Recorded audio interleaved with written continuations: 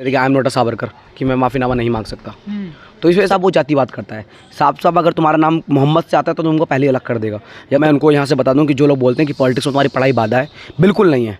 तुम ये सब बीमार मिशन फेडरेशन गठन किया और उसको लगातार यहाँ के बहुजन छात्रों के लिए, यहाँ के आदिवासी, देखो केस तो चल रहा है वो अभी, लेकिन जो मेरे कॉलेज से, जो मेरा साथियों पे उनको मारा गया मास लेवल पे, उसमें मोदी इतना बेशरम वो साफ साफ उसमें बोलता दिख रहा है। लगे कि ये बैन डॉक्यूमेंट्री है।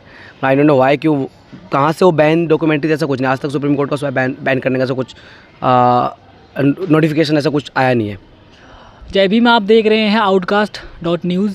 हमारे साथ में आशुतोष विद्रोही जी हैं। आप आशुतोष बौद्ध हैं या विद्रोही? विद्रोही, बौद्ध भी। अच्छा, बौद्ध विद्रोही, ठीक है। तो ये हैं दिल्ली यूनिवर्सिटी में भीम आर्मी स्टूडेंट फेडरेशन के प्रेसिडेंट, राइट? और सस्पेंडेड भी हैं और कैंपस में भी हैं। तो कैंपस में क्यों है ये जानने की बात है, तो इसका उत्तर यही दे सकते हैं। आप कुछ बताना चाहेंगे इस पर? देखो, जिस वजह से मुझे सस्पेंड करने की धमकियाँ दी गई और उसके बाद मेरा एडमिशन रोका गया, ये सीधा मतलब पहले आज से करीब 11 महीने पहले जनवरी में 27 जनवरी को हमने यहाँ BBC डॉक्यूमेंट्री स्क्रीन कराई थी, यहाँ आर्ट्स फैकल्टी के अंदर ही। तो उस वजह से मतलब हमको बोला गया कि ये बैन डॉक्यूमेंट्री है। आई डोंट नो वाई, क्यों कहाँ से वो बैन डॉक्यूमेंट्री जैसा कुछ नहीं, आज तक सुप्रीम कोर्ट का उसमें बैन करने का ऐसा कुछ नोटिफिकेशन ऐसा कुछ आया नहीं है। दूसरी बात ये कि वो डॉक्यूमेंट्री जो थी सीधा दिखाती है कि किस तरीके से 2002 में गोधरा कांड हुए, डायरेक्ट यहाँ हमारे मुसलमान साथियों पे उनको मारा गया मास लेवल पे, उसमें मोदी इतना बेशरम वो साफ साफ उसमें बोलता दिख रहा है। तो इस वजह से उस डॉक्यूमेंट को हटवाना, तुम डेमोक्रेसी पे हमला करना, तुम मीडिया को रोकना उसके काम करने से, या मीडिया को खरीद लेना, ये सारी चीज़ें ये मोदी गवर्नमेंट करे। इसके अगेंस्ट में इस कैंपस से तमाम स्टूडेंटों ने आवाज़ उठाई और हम उन स्टूडेंट्स में से कुछ स्टूडेंट्स हैं जो इस कैंपस के संघी एडमिशन के सीने पर चढ़कर वो आवाज़ उठाई। तो अभी आपका केस का क्या चल रहा है? देखो केस तो चल रहा है वो अभी, लेकिन जो मेरे कॉलेज से, जो मेरा सेमिस्टर में था, पहले तो एक प्रोफेसर थी सोनम गुप्ता, उसका नाम भी लूँगा, उसने मुझे बैक मेरे एग्ज़ाम में मेरे जो कोर्स है उसमें बैक लगने की धमकी दी। फिर मेरे प्रोफेसर ने मुझसे माफ़ीनामा लिखने के लिए बोला, फिर मैंने उसमें साफ साफ रिटर्न में दिया कि I am not a Savarkar, कि मैं माफ़ीनामा नहीं मांग सकता। तो इस वजह से बहुत सारी एडमिशन में तमाम दबाव आया और मुझे एडमिशन साफ रोक दिया गया। अच्छा, अभी मैं DU में ही हूँ, लेकिन पूरी कोशिश कर रहे हैं कि इसको पढ़ने ना दिया जाए। मानसिक हालत कैसी है? लग तो रही नहीं है कि आप दबे हुए हैं। देखो, हम लोग क्यों नहीं लग रहे हैं, हमारे पास एक विचार है और वैचारिक शक्ति बहुत बहुत मजबूत करती है एक व्यक्ति को। करियर की चिंता नहीं है आपको? राजनीति करते हो? तो राजनीति मतलब कैरियर क्या होगा जब वैसे ही मारे जा रहे हैं हम लोग। अच्छा, हम कुछ बन गए, समझ लो मैं अगर कुछ एक बिजनेसमैन बन गया, वो तो कभी बन नहीं सकते। दूसरा मैं लॉयर बन गया, एडवोकेट बन गया, तो क्या फ़ायदा से लॉयर एडवोकेट बनने का? मारे तो फिर भी जा रहे हैं हम लोग, हमारे साथी तमाम ऐसे तमाम दलित, वुमेन, आदिवासी, मुसलमान, सबको मारा ही जा रहा है ना। तो अगर यही कैरियर की चिंता बाबा साहब अम्बेडकर ने की होती या भगत सिंह जैसे क्रांतिकारी साथियों ने की होती, तो आज भारत की ये यहाँ तक भी आए नहीं होते। माना कि उनका सपना आज भी अधूरा है, तो उनका सपना पूरा करने के लिए हमको कुछ तो स्टेप लेने होंगे। हम पढ़ भी रहे हैं, ऐसी बात नहीं है। पढ़ाई हमारा अहम सबसे ऊपरी चीज़ है, क्योंकि बाबा साहब ऑलवेज सेड वी एजुकेट। तो हम पढ़ रहे हैं, तो कैरियर तो हम देखेंगे, वो बात की बात है, लेकिन अभी हम पढ़ रहे हैं, पढ़ाई फोकस है, पढ़ाई के साथ साथ पॉलिटिक्स भी कर रहे हैं। अच्छा, आप दिल्ली में सबको पता है 3 मेजर यूनिवर्सिटीज़ हैं और सबसे ज़्यादा जो दलित पॉलिटिक्स है वो दिल्ली यूनिवर्सिटी में बहुत पीछे है। वहाँ पे आप क्या स्टैंड लेंगे अपना, कि वहाँ पे जो अपनी पॉलिटिक्स है वो कैसे आगे बढ़ सकती है? देखो, अभी तक DU के 100 साल हो गए। अभी कुछ महीने पहले शायद DU के 100 साल की मोदी भी आए थे यहाँ पे उसको सेलिब्रेट करने। तो खास में यहाँ पे कोई बहुजन पॉलिटिक्स नहीं थी, कोई ऐसी पॉलिटिक्स नहीं थी जो यहाँ पे ब्लू झंडे के नीचे पॉलिटिक्स कर रहे हो। अभी क्या देखते हैं यहाँ पर? फिर हमने डिसीजन लिया कि यहाँ पर कम से कम हमारे लोगों की अपनी आवाज़ होनी चाहिए, हमारे लोगों की अपनी पार्टी होनी चाहिए। तो हम कुछ साथियों ने मिलकर वो डिसीजन लिया, हमने BASF Bhim army student federation गठन किया और उसको लगातार यहाँ के बहुजन छात्रों के लिए, यहाँ के आदिवासी, वुमेन, दलित, जो बहुजन अम्ब्रेला में आते हैं, यहाँ के मुस्लिम्स, उनके लिए हम लड़ रहे हैं, उनके साथ लड़ रहे हैं। क्योंकि ज़रूरी है इस कैंपस के अंदर जिस तरीके से, और इन तमाम कैंपसेस के अंदर ऐसे जो JNU हुआ या DU हुआ या जामिया हुआ, IIT हुआ, ऐसे बहुत सारे जहाँ पे इंस्टीट्यूशन डिस्क्रिमिनेशन सबसे ज़्यादा होता जा रहा है। आज भी इस DU के अंदर इतना एडमिनिस्ट्रेशन इतना नालायक है कि साफ साफ वो जातिवाद करता है। साफ साफ अगर तुम्हारा नाम मोहम्मद से आता है तो तुमको पहले अलग कर देगा, या तुम दलित कम्युनिटी से हो, तुम्हारे कपड़े से पहचान होती है यहाँ पर। तो यहाँ पर इतना बेकार हाल आज DU का है, उसको बदलने के लिए एक समतावादी एक ऐसा कैंपस बनाने के लिए उसकी हमारी लड़ाई है और हम लड़ रहे हैं इस कैंपस में। लोग जुड़ रहे हैं आपके साथ? हाँ बिल्कुल जुड़ रहे हैं, तमाम साथी हैं यार हमारे साथ, लगातार काम कर रहे हैं, क्योंकि लोगों के लिए काम करना पड़ेगा, मतलब लोगों को बताना पड़ेगा। बहुत सारे साथी हैं जो जुड़े डायरेक्ट आके, कुछ लोग, हमारा संघर्ष जारी है, क्योंकि आसान नहीं है ऑर्गेनाइज़ करना कुछ चीज़। सब कुछ आसान होता है ऑर्गेनाइज़ करना तो आज हम बहुत पहले ही लिबरेट हो चुके होते। ये सोशल जो गुलामी हमारे ऊपर जकड़ रखी है वो पहले ही तोड़ दिए होते। आप पर जो केस हुआ, ठीक है, आपके अंदर इतनी कैपेबिलिटी थी कि आप आवाज़ उठा सकते हैं। उन बच्चों के लिए क्या कहेंगे जो दिल्ली यूनिवर्सिटी में आते हैं, वो जातिवाद झेलते हैं लेकिन कुछ बोल नहीं पाते, क्योंकि आपको भी पता है कि क्या होता है। एग्जैक्टली तो इस पे आने वाले थे कि संगठन क्यों है और संगठन की अहमियत क्या होती है किसी भी जगह, किसी भी कैंपस में, किसी भी यूनिवर्सिटी में। संगठन इसीलिए बनता है ताकि हो रहे अत्याचार के खिलाफ अपनी आवाज़ बुलंद कर सके, और हमारे जो लोग हैं, जो बहुजन कम्युनिटी से लोग आते हैं, SC ST OBC और मुस्लिम, उनके कॉन्फिडेंस लो ना हो, उनको पता चले कि तुम्हारा भी अपना संगठन है यहाँ पे। अगर उनको कुछ अभी भी अगर किसी बहुजन छात्र के साथ ऐसा होता है, वो आते हैं हमारे पास और हम उनके साथ उनको आगे लेके और उनके पीछे खड़े होकर लड़ाई लड़ते हैं। क्योंकि ज़रूरी है आज लड़ना, क्योंकि कहीं को और दूसरा रास्ता नहीं है लड़ने से अलग। हम पढ़ भी लेंगे ना बाबा कि आज पढ़ने के बाद भी नौकरियां कहाँ हैं, सीधी बात। हम कैरियर की जो आपने बात की, कहाँ है, कौन सा कैरियर? हम पढ़ रहे हैं, हम यहाँ पर तमाम PhD स्कॉलर घूम रहे हैं जिनको नौकरियां नहीं है, प्रोफेशन नहीं है, क्योंकि उनको सबसे पहले उनको भगवा अपना धारण करना होगा, उनको संघ की पर्ची कटानी होगी। ये आज की स्थिति है। तो हम तो अपने आइडिया से कभी कॉम्प्रोमाइज़ नहीं कर सकते ना। तो पढ़ के लड़ रहे हैं और उन स्टूडेंट्स को इनके साथ हो रहा है, क्योंकि कहीं ना कहीं हमारे साथ भी ये सब हुआ है। उनको what is your actual aim? Liberation of Bahujan, मतलब तमाम जो जातिवाद है, तमाम जो सांप्रदायिकता जो इस देश में फैल रही है, हम चाहते हैं बाबा साहब की जो सपनों का भारत है, जो भगत सिंह के सपनों, वो दिल्ली यूनिवर्सिटी के बाद आगे के भी गोल्स हैं? आगे के बाद पढ़ाई तो कंटिन्यू करेंगे, पढ़ने के बाद हम फिर से सामाजिक कार्य में लगेंगे। और सीधी एक इम्पोर्टेंट बात है कि अब तो वैचारिक तौर पर इतने तैयार हो चुके हैं कि हम कॉम्प्रोमाइज़ करने की स्थिति है ही नहीं। मेरा सपना है, या हमारे जो संगठन है, जो खुद का इंडिविजुअली सपना है कि जो इस देश में तमाम चीज़ें से हो रही हैं जो मानवता के खिलाफ है, वो ना, उनको रोकना और ओवरऑल एक चेंज लाना।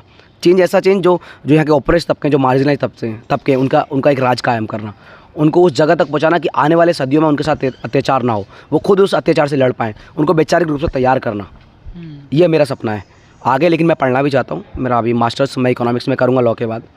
एडमिशन तो आपका हो नहीं पा रहा है? देखो, एडमिशन से रोक देना और एडमिशन नहीं हो पा रहा, ये दो अलग चीज़ है। मेरे CUT में नंबर देख लीजिए, जनरल कैटेगरी में मेरा एडमिशन हो सकता है, इतने नंबर आए मेरे, तो ये मुझे एडमिशन से नहीं रोक सकते। मैं पढ़ूंगा अभी भी, मुझे कोई नहीं रोका, मैं क्लास जा रहा हूँ, रोक लो क्या करना है, क्योंकि मुझे पता है पढ़ाई की अहमियत क्या है हमारे लिए। तो पढ़ाई, ये लोग देखो, हमेशा जब हम एक ऐसे लड़ाई में लड़ते हैं, ऑल्टरनेटिव देते हैं, और ओपरेस तबके की जब हम लड़ाई लड़ रहे हैं, पॉलिटिक्स और पढ़ाई में एक मेंटेन करना पड़ता है, वो कैसे करवाएंगे आप? बहुत आसान है। देखो, जो लोग, मैं उनको यहाँ से बता दूँ कि जो लोग बोलते हैं कि पॉलिटिक्स में तुम्हारी पढ़ाई बाधा है, बिल्कुल नहीं है। अगर तुम पढ़ाई कर रहे हो, साथ साथ पॉलिटिक्स कर रहे हो, तुमको एक पढ़ाई करने का भी अहमियत समझ आएगी। तुमको समझ आएगा कि हम क्यों पढ़ रहे हैं, हम क्यों आज दिल्ली यूनिवर्सिटी में हम जैसे करके आए, क्यों आए और किस वजह से आए, और क्या आगे हमें क्या करना है पढ़ाई। तो पॉलिटिक्स हमको पढ़ाई का महत्व समझाती है, पॉलिटिक्स हमको संघर्ष का महत्व समझाती है, और पढ़ाई हमको पॉलिटिक्स करना सिखाती है। ये हमारा इंटरसेक्शनलिटी है दोनों में, study and do politics, struggle and study. Last में मैं इतना पूछना चाहूँगा, अभी आप डॉक्टर रितु सिंह जी हैं, उनके साथ प्रोटेस्ट में हैं, उनकी आवाज़ बन रहे हैं, आप पर भी एक तरीके का जुल्म ही हुआ है, तो आप उनके साथ जो आवाज़ उठा रहे हैं, आगे अगर ऐसा कुछ होता है तो उसमें भी रहेंगे ऑब्वियसली, लेकिन अभी जो संघर्ष चल रहा है उसके में क्या कहेंगे आप? देखो, आज हमारा 56वां दिन है उसका, अनडिफीटेड, मतलब झुके नहीं हैं हम बिल्कुल। 56 दिन से डेली आ रहे हैं? 56 दिन से, पहले दिन से ये जो DU में प्रोटेस्ट हुआ, BSF और रितु मैडम का हम एक साथ आए, BSF Bhim army student federation को साथ लेकर आए, और उसको करने के लिए, उसको ऑर्गेनाइज करने पहले दिन से हम लगे हुए हैं। पहले दिन से आज 56 दिन हो गए हम कंटिन्यूसली यहाँ आते हैं, सुबह क्लास लेते हैं, शाम को प्रोटेस्ट में रहते हैं, शाम को फिर लाइब्रेरी जाते हैं। या हमारे तमाम साथी, मैं नहीं, जितने हमारे BSF के 30-40 लोग, उनका ये रूटीन है। लोग जुड़ गए आपके साथ? अभी नॉर्थ कैंपस में है, मतलब कोर कमेटी हमारी है 35 लोगों की कोर कमेटी, बाकी हमारे कार्डर बहुत जा रहे हैं और काम चल रहा है धीरे धीरे।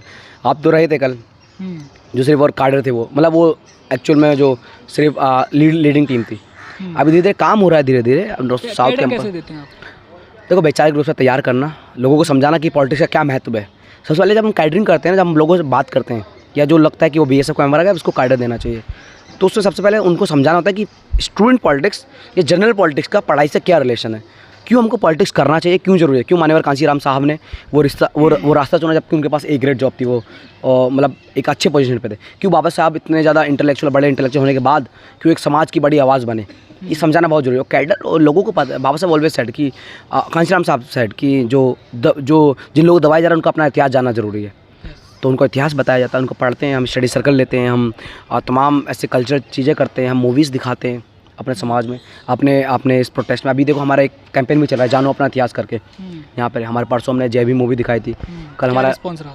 अच्छे थे, हमारे थे 15-20 लोग थे उसमें, मतलब उसमें देखने वाले कौन कौन थे, अगर आप आइडिया? देखने वाले 15-20 स्टूडेंट थे, बाकी हम 30 मैं लोग। उनकी कास्ट से पूछ रहा हूँ। मोस्टली देखो बहुजन से, सारे बहुजन। क्योंकि बात ये progressive left? Never. Progressive left क्या होता है मुझे समझ नहीं आता, ये लोग सिर्फ प्रोग्रेसिव लेफ्ट का चोला ओढ़े हुए। अच्छा, आप पहले लेफ्ट में थे? हाँ। पहले ये लाल हुआ करता था, अब नीला है क्या? देखो मैं उस विचारधारा से सहमति रखता हूँ, और लेकिन उन संगठन में मुझे नहीं पता था, मैं क्योंकि 12th से निकला हुआ बच्चा क्या ही समझेगा।